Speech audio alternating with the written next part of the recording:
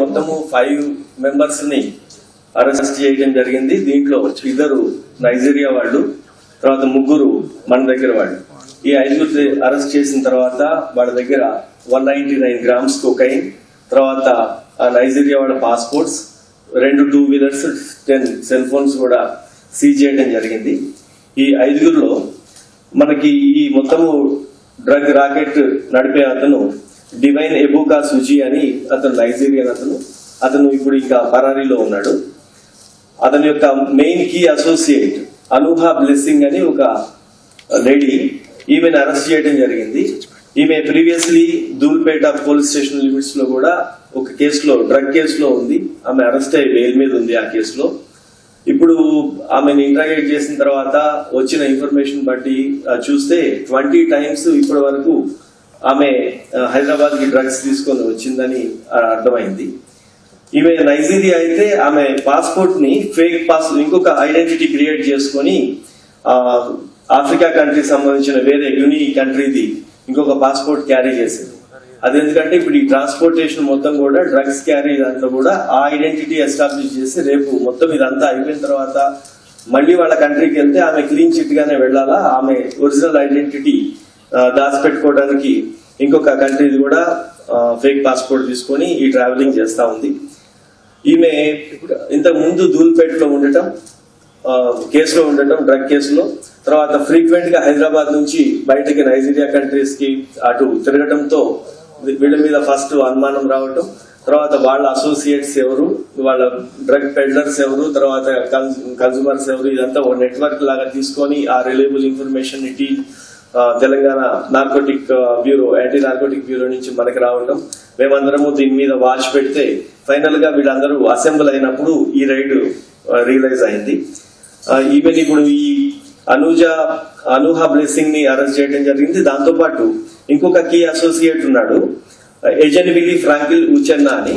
ఇతను కూడా నైజీరియా అతనే, ఇతను కూడా అబ్స్కాండింగ్ ఉన్నాడు. ఇప్పటి వరకు ఈ కేసులో ఉన్న వాళ్ళలో 5 మన దగ్గర ఉన్నారు, 2 అబ్స్కాండింగ్ ఉన్నారు. తర్వాత దొరికిన ఇంకొక నైజీరియన్ అజీజ్ నోహీమ్ ఒడిషాలా అని చెప్పి అతను కూడా నైజీరియా అతనే. ఇతను ఫస్ట్ మన దగ్గరికి ఇండియా వచ్చేటప్పుడు 2014లో స్టూడెంట్ వీసా అని చెప్పి తీసుకొని రావడం జరిగింది. టాలీవుడ్ బ్యూటీ రకుల్ ప్రీత్ సింగ్ మరోసారి ఇప్పుడు వార్తల్లో నిలిచింది. ఎందుకంటే ఆమె తమ్ముడు అమన్ ప్రీత్ సింగ్ ఈసారి ఏకంగా డ్రగ్స్ తీసుకుంటూ పోలీసులకు రెడ్ హ్యాండెడ్ గా దొరికిపోయాడు. రాజేంద్ర నగర్ డివిజన్ లో పోలీసులు చాలా వ్యూహాత్మకంగా భారీ ఆపరేషన్ చేపట్టారు. పక్కా సమాచారంతో నార్కటిక్ బ్యూరో ఎస్ఓటి పోలీసులు జాయింట్ ఆపరేషన్ నిర్వహించారు. విఐపీలు డ్రగ్ తీసుకోవడమే కాదు, సరఫరా చేస్తున్నట్లు పోలీసులకు పక్కాగా సమాచారం అందింది. దీంతో పోలీసులు దాడులు చేయగా ఈ రకుల్ ప్రీత్ సింగ్ సోదరుడు పెడ్లర్స్ నుంచి భారీగా మత్తుమందు కొని అక్కడే తీసుకుంటూ ఉండగా పట్టుకున్నారు. దాదాపుగా 200 గ్రాముల కొకైన్ ను పోలీసులు పట్టుకున్నారు. దీని విలువ అక్షరాల 2.5 కోట్ల వరకు ఉంటుందని సమాచారం. అయితే ఇదే సమయంలో హీరోయిన్ రకుల్ ప్రీత్ సింగ్ బ్రదర్ తో పాటు పలువురు సినీ పరిశ్రమకు చెందిన వారు కూడా ఉన్నారు. వారిని కూడా రెడ్ హ్యాండెడ్ గా పట్టుకున్నారు. అంతేకాదు అక్కడే మత్తు పదార్థాలు అమ్ముతున్న 5 నైజీరియన్లను కూడా పోలీసులు అరెస్ట్ చేశారు. వారి దగ్గర నుంచి కొనుగోలు చేసిన వారిలో రకుల్ ప్రీత్ సింగ్ సోదరుడు కూడా ఉన్నాడు. ఇతనితో పాటు మరో 30 మందిని కూడా పోలీసులు అరెస్ట్ చేసినట్లు సమాచారం. అయితే తెలంగాణ యాంటీ నార్కోటిక్ బ్యూరోకి ఓ సమాచారం అందింది. ఒక పేరున్న మహిళ దాదాపుగా 2.5 కేజీల కొకైన్ తెప్పించి వినియోగదారులకు అమ్ముతుందని పక్కాగా సమాచారం అందింది. దీంతో పోలీసులు దాడులు చేసి మరీ పట్టుకున్నారు. కానీ ఇక్కడ దొరికింది మాత్రం 200 గ్రాములే. మిగతాది అప్పటికే మత్తుకు బానిసైన వారికి అమ్మేసి ఉంటారనే టాక్ వినిపిస్తోంది. గత 6 నెలలుగా రాజేంద్ర నగర్ లోని ఓ చోట ఈ దందా నడుస్తోంది. అది కూడా హై ఎండ్ కస్టమర్ కు సరఫరా చేస్తున్నట్లు పోలీసులకు తెలిసింది. దీంతో సదరు మహిళ ఎవరాన్ని ట్రాక్ చేయడం మొదలుపెట్టగా వారికి కీలకమైన సమాచారం అందింది. అయితే లూజ్ గా కాకుండా ఒకేసారి 200 గ్రాములు మినిమం కొనే వారికే ఆమె చేరవేస్తున్నట్లు తెలిసింది. దీంతో రకుల్ ప్రీత్ సింగ్ సోదరుడు కూడా భారీ ఎత్తున కొనుగోలు చేసి దొరికినట్లు సమాచారం. నైజీరియాకు చెందిన ఎజోయిని ఫ్రాంక్లిన్ ఉచెన్నా అనే వ్యక్తిని పోలీసులు గుర్తించారు. ఈవెన్ ఇప్పుడు ఈ అనుహా బ్లెస్సింగ్ ని అరెస్ట్ చేయడం జరిగింది. దాంతో పాటు ఇంకొక కీ అసోసియేట్ ఉన్నాడు, ఎజెన్విలి ఫ్రాంకిల్ ఉచెన్నా అని. ఇతను కూడా నైజీరియా అతనే. ఇతనే అక్రమ మార్గాల్లో ఇండియాకు తీసుకొస్తున్నాడు. అంతేకాదు ఇతని నుంచి సదరు మహిళ భారీగా కొని Delhi to Bengaluru, Hyderabad to Bengaluru flights లో ప్రయాణం చేస్తూ నమ్మకమైన పేరున్న వారికి అమ్ముతుందని గుర్తించారు పోలీసులు. ఈ సదరు లేడీ కస్టమర్ లిస్ట్ లో హైదరాబాద్ కు చెందిన వ్యాపారవేత్తలు, వారి పిల్లలు మాత్రమే కాదు సినీ పరిశ్రమకు చెందిన వారు కూడా ఉన్నట్లు సమాచారం.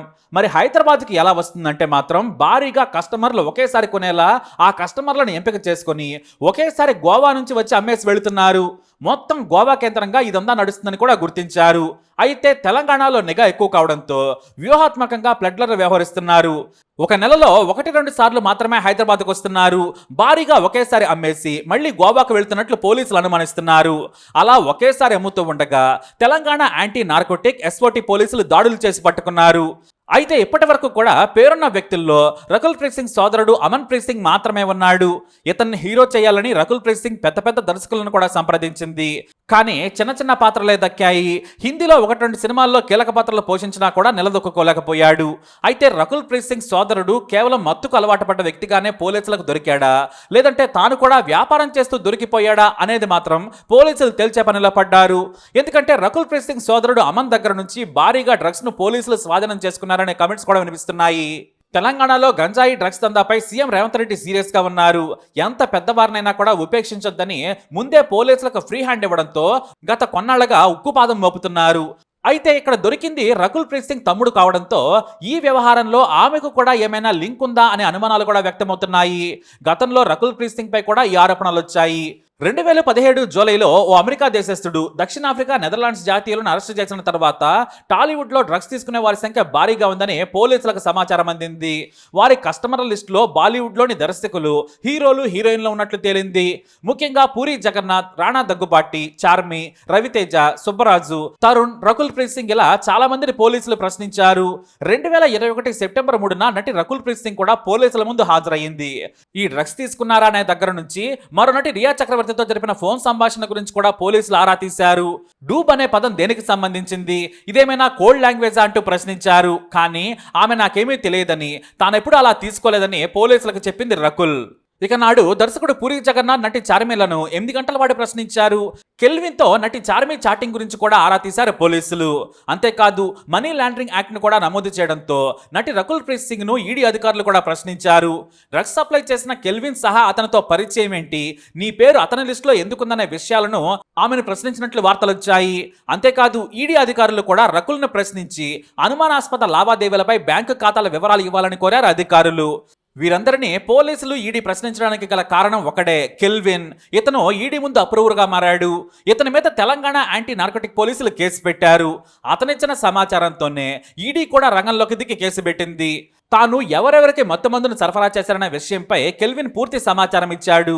దీంతో సినిమా హీరోలు, హీరోయిన్లు, దర్శకుల పేర్లు బయటకొచ్చాయి. అతను ఇచ్చిన సమాచారం ఆధారంగా సినీ పరిశ్రమకు చెందిన వారికి నోటీసులు ఇచ్చి విచారణ చేశారు. అంతేకాదు కెల్విన్ అకౌంట్లోకి చాలా మంది నటులు, దర్శకులు మత్తు పదార్థాల కోసం డబ్బును పంపినట్లు ఆధారాలు దొరికాయి. కెల్విన్ అకౌంట్ ని ఫ్రీజ్ చేసి అందరినీ ప్రశ్నించారు. కొన్నాళ్ల పాటు ఈ సినిమా తారల అకౌంట్లు కూడా ఫ్రీజ్ అయిపోయాయి. అయితే చాలా ఏళ్ల పాటు కోర్టులో విచారణ జరగగా ఈ టాలీవుడ్ మత్తు పదార్థాల కేసును కొట్టేసింది కోర్టు. ఎలాంటి ఆధారాలు దొరకకపోవడంతో కేసును కొట్టేస్తున్నట్లు కోర్టు ప్రకటించింది.